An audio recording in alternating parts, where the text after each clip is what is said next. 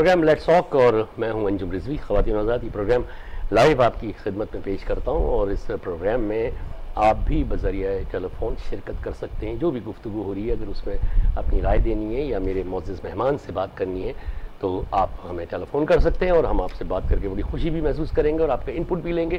کوشش ہماری یہی ہوتی ہے کہ ہم بات کریں تو عوام کے حوالے سے کریں, اپنی بات کروں, آپ کی بات کروں, اور آپ کا فیڈ بیک بڑا امپورٹنٹ ہوتا ہے, کیونکہ ممکن ہے کہ اس پروگرام کے توسط سے اگر اب ارباب اختیار, ارباب حل وقت اس پروگرام کو دیکھیں تو شاید وہ بھی عوام کی نبض کو پہچاننے کی کوشش کریں.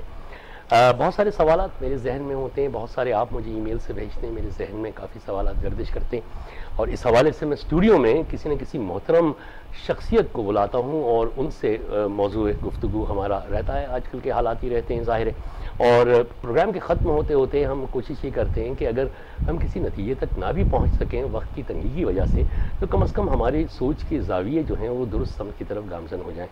آج میرے معزز مہمان, ان سے آپ کا تعارف کراتا ہوں. ورکرز پارٹی پاکستان کے وائس پریزیڈنٹ, بہت سینئر سیاسی ایکٹیوسٹ, سیاسی لیڈر, دانشور جناب یوسف مستی خان صاحب. السلام علیکم خان صاحب, بہت بہت شکریہ تشریف لانے کا.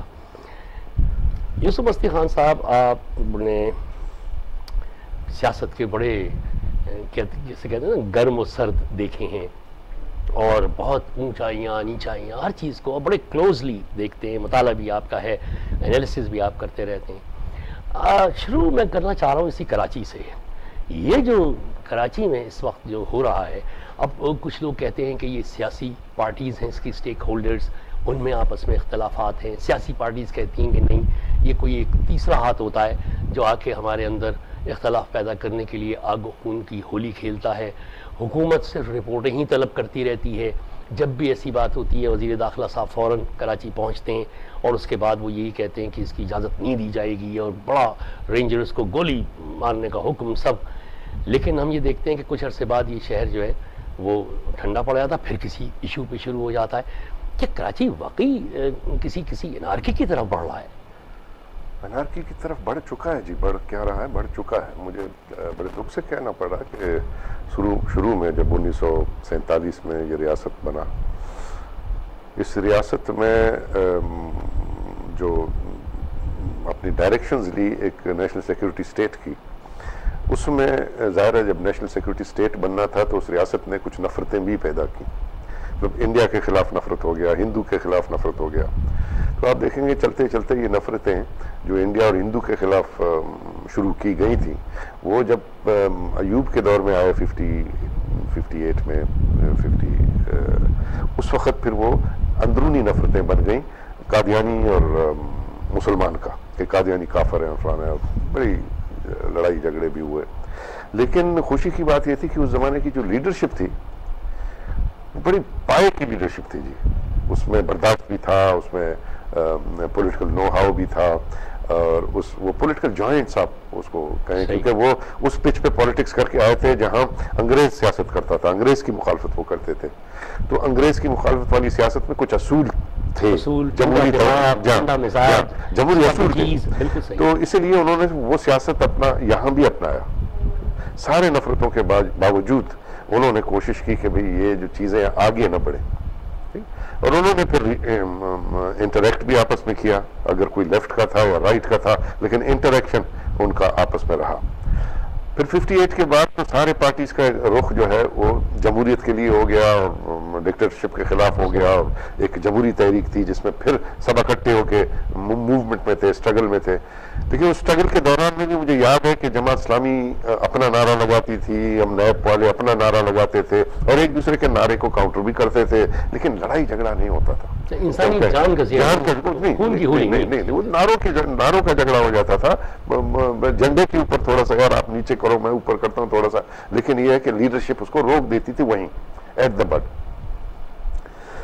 چلتے چلتے 58 میں پہلا جو میں سمجھتا ہوں کوئی ڈسٹربنس آیا اس کراچی کے اندر, وہ ایوب خان کے زمانے میں. ظاہر ڈکٹیٹر تھا. ایوب خان کے زمانے میں جب گور ایوب نے یلغار کیا لالو کھیت کا جی, اس وقت پہلی مرتبہ یہ محترمہ فاطمہ جناح کے الیکشن اس نے یلغار کر دیا لالو کھیت پر, اور بالکل ایک پٹھان اور ماجر کا ایشو کریٹ کر کے, اور اس نے ظاہر اپنی ڈکٹیٹرشپ بچانی تھی اور اس نے یہ اعلان کر دیا. نفرتیں جو پہلے سے موجود تھیں کہیں نہ کہیں کچھ جگہوں پہ, تو اس لیے پھر بھی وہاں اس وقت کی لیڈرشپ نے اس کو کنٹرول کیا, چاہے مسلم لیگ کی لیڈرشپ تھی, چاہے نیب کی لیڈرشپ تھی, چاہے جماعت اسلامی کی لیڈرشپ تھی, سب اپنا سر جوڑ کے بیٹھ گئے اور اس مسئلے کو انہوں نے بڑے خوبصورتی سے حل کیا, جس میں مزید کوئی خون خرابہ نہیں ہوا. اب چلتے چلتے آپ آتے ہیں پھر یحییٰ خان کے دور میں پھر ایک نفرت کی آگ بھڑک اٹھی بنگال کے خلاف, اور یہاں پر یہ جتنے بھی رائٹسٹ پولیٹیشنز تھے, اب اس میں ظاہر ہے اس پائے کی لیڈرشپ تو نہیں رہی جو مودودی کی شکل میں تھی رائٹ میں یا اور تھے, تو ادھر بالکل جی یہ کافر ہیں, ہندو ہیں, اور یہ بنگالی ہندو ہے اور بنگالی فلانا ہے, اور وہاں قتل و غارت کا ایک بازار گرم ہو گیا, اور یہاں پہ ایک نفرت پھر بنگالیوں کے خلاف اور ہندو کے خلاف ایک سلسلہ چل اٹھا. بڑی مشکل سے وہ سبسائڈ ہوا. اس کے سبسائڈ ہونے کے بعد پھر ظاہر 70 کا دور تھا. 70 کے دور میں پھر جو آرمی ایکشنز ہوئے بلوچستان میں, جو قتل و غارت ہوئی لوگوں کی, اور جو ڈی پی آر کے تحت جو ملک کو چلایا گیا, اور پھر جو کوشش کی گئی کہ جی یہ روس کے ایجنٹ ہیں, یہ ہندوستان کے ایجنٹ ہیں, جو نیب کو یا لیفٹ کو کہا گیا, اور پھر ان کو غداری کے کیس اور یہ سارے چکر چلتے رہے. لیکن پھر بھی لیڈرشپ جو تھی وہ چونکہ ولی خان کے پاس تھی, بیزنجو کے پاس تھی, تو انہوں نے چیزوں کو اس نفرت کے نیچ کو اس حد تک بڑھنے نہیں دیا, بیٹھے رہے. پی این اے کی تحریک چلی جی, پی این اے کی تحریک میں بہت سے لوگ بھی مرے. پی این اے کی تحریک میں ظاہر ہے رائٹ نے ایسا نعرہ دیا نظام مصطفیٰ کا جو ہم سے بہت ہی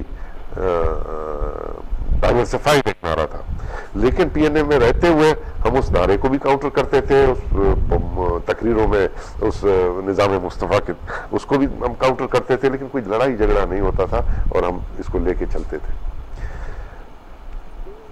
یہ جب لیڈرشپ کا خاتمہ ہونا شروع ہو گیا, جو ایک پائے کی لیڈرشپ تھی اور بڑا دیور جائنٹس, پولیٹیکل جائنٹس, آستے آستے آستے آستے بالکل لیڈرشپ جو ہے نیچے سطح پر معمولی لیڈرشپ پاکستان میں ڈیولپ ہونے لگی. اس کی ایک وجہ تو یہ تھی کہ جی جو پے در پے جو ڈکٹیٹرشپس آئے, انہوں نے جو اسٹوڈنٹ یونینز بین کیے, انہوں نے جو فیڈریشن بی گریڈ کہتے ہیں سیاستدان جو تھے ان کو اپنے مقاصد کے لیے استعمال کیا, کبھی ایبڈو لگا دیا, پھر کرپشن پھیلانا شروع کر دیا, شروع کر دیا, پیسے دینا, یہ دینا, وہ دینا. اور جیسے آپ نے کہا بہت اچھی بات آپ نے کی کہ اسٹوڈنٹس یونینز ختم کر دیں, جو کہ نرسریز ہوتی تھی پولیٹیکل لیڈرشپ کی. ایگزیکٹلی فیوچر آپ دیکھیں گے اس زمانے میں جب یہ اسٹوڈنٹ یونین تھی تو پی ایس او بھی تھی, جی ہاں, پی ایس ایف بھی تھی, این ایس ایف بھی تھی, جمعیت بھی تھی, ڈی ایس ایف بھی تھی, پروگریسو ایک الائنس بھی تھا ان کے درمیان میں, ٹھیک ہے نا, بی ایس او کے اور نیشنلسٹوں کے اور پروگریسووں کے درمیان میں ایک الائنس بھی تھا, اور وہ الائنس اتنا زبردست الائنس تھا کہ وہ آج جو باتیں ہو رہی ہیں وہ اسی کے اسٹرگل کا نتیجہ ہے کہ جی اٹانومی اور فلانا سیکولر پالیٹکس اور جناح صاحب کی پالیٹکس کیا تھی نہیں تھی. آج جو آرگومنٹ ہے وہ وہی ہے جو ہم کہا کرتے ہیں. مجھے یاد ہے اس زمانے میں بہت آستے آستے آتے آتے ضیاء الحق کے زمانے میں جی جب ایم آر ڈی کی موومنٹ یہاں بہت زیادہ سندھ میں ابری اور باقی علاقوں میں اتنی نہیں تھی, تو ضیاء الحق کو سندھ سے ڈر گیا اور سندھیوں سے ڈرانے لگا کہ بھئی یہ سندھی کہیں کسی وقت میرے ساتھ نہ کرے. ضیاء الحق نے پھر یہ لاسانی سیاست انٹروڈیوس کرنا شروع کر دیا, مختلف لوگوں کو مختلف لوگوں کو بات پتہ ہو رہی ہے. ایک کالر ہے لائن پہ, تو ان سے بھی بات کریں, پھر بات آگے بڑھائیں. جی السلام علیکم. ہلو ہلو, جی السلام علیکم. میرے خیال ہے بھائی آپ کی لائن مجھ تک آواز نہیں پہنچ پا رہی ہے. آئی تھنک سلسلہ کچھ منقطع ہو گیا. آپ دوبارہ ٹرائی کر لیے گا. یوسف بستی خان صاحب ہمارے ساتھ موجود ہیں, معافی چاہتا ہوں. جی تو پھر وہ آ رہے ہیں, دیکھ لیں. جی ہلو ہلو ہلو, جی جی وعلیکم السلام. سر میں نے ذرا بات کرنی ہے سر سے. جی بی بی کون بول رہی ہیں, کہاں سے؟ پنڈی سے بول رہا ہوں. جی کہاں سے؟ پنڈی سے سر, پنڈی سے. اچھا جی جی فرمائیے. جی السلام علیکم سر. جی وعلیکم السلام. شنداز کر پنڈی سے. جی جی پتر کے कि ये कल परसों आज कितने दिन हो गए टीवी, हम तो अगर देखते हैं आदि हो गई है इस चीज के, ये कितनी ज्यादा बात है। जितने सारे लीडर वो सब रहते हैं, वो पाते रहते हैं। गवर्नर विश्वविद्यालय बात इस्तीफा दिया वही चले गए हम लोगों को किस चीज की ये सौदा दे रही है। पसीना हाथों होगा मेरा चलो, मैंने इतने खुदा के लोग ने हमारा पसीना हराम कर दिया है, ना बिजली ना बत्ती ना पानी ना गैस, इवन जिंदगी डॉक्टर की महंगी हो गई, हमारी ये दवाइयां महंगी हो गई हैं। और ये इनकी क्या मकसद है? धूल जमहूरियत का मैं सदर मुशर्रफ कह रहा था कि कमर के दौर में 15 किलो आटे का 30-35 रुपए किलो आटा मिल रहा है। ये क्या मकसद मकम्मत जो मकम्मत को हम छूटते भी नहीं है। खुदा हम लोगों का विचार छोड़ के हमारे मुल्क को छोड़ के कुर्सियां अच्छी से बढ़ती है और ना के लिए पाकिस्तान आकर के बच्चे बैठ सकते हैं क्या गर्मी में फैसला नहीं करता। रक्षांदा भाई बिल्कुल सही, आप बिल्कुल पाकिस्तानी, आपके जज्बात और जी मैं बिल्कुल समझ गया आपकी बात को। यूसुफ मस्ती खान साहब बैठे हैं, हम असल में प्रोग्राम ही इसी बात पे कर रहे हैं। बिल्कुल आपने जो बातें कही हैं, आवाम जिस मसाइल से गुजर रहे हैं, हमें उसका अंदाजा है। बहुत शुक्रिया कॉल करने का। यूसुफ मस्ती खान साहब, आवाम अब ये सोचने लगे कि डिक्टेटर अच्छा था क्योंकि 15 रुपए किलो आटा था और अब 35 रुपए किलो है जमहूरी दौर में। जी ज़ाहिर है, जब एक उम्मीद लोगों को हो जाती है एक दौर जो डिक्टेटर का होता है, उसके बाद जब एक जमहूरी दौर आ रहा होता है या सो कॉल्ड डेमोक्रेटिक या इलेक्टेड दौर, जमहूरी तो मैं नहीं कहूँगा क्योंकि जमहूरी अब तक ये है नहीं, लेकिन इलेक्टेड दौर आ जाता है, लोग अपना वोट का इस्तेमाल करते हैं, तो लोग समझते हैं कि बहुत बड़ा कोई हमें अब रिलीफ मिलने वाला है। उसके बरक्स वो ज़्यादा मुश्किलात का सामना करना पड़ता है। क्यों ऐसा क्यों होता उसकी वजह ये है कि जी पॉलिटिकल पार्टीज जो हैं उनका प्रोग्राम उनके पास होता नहीं है, वो पॉलिटिक्स करती हैं पावर की। वो कहते हैं किसी तरीके से कहीं कॉम्प्रोमाइज के जरिए से हम एक दफा पावर में आ जाएं फिर देखा जाएगा।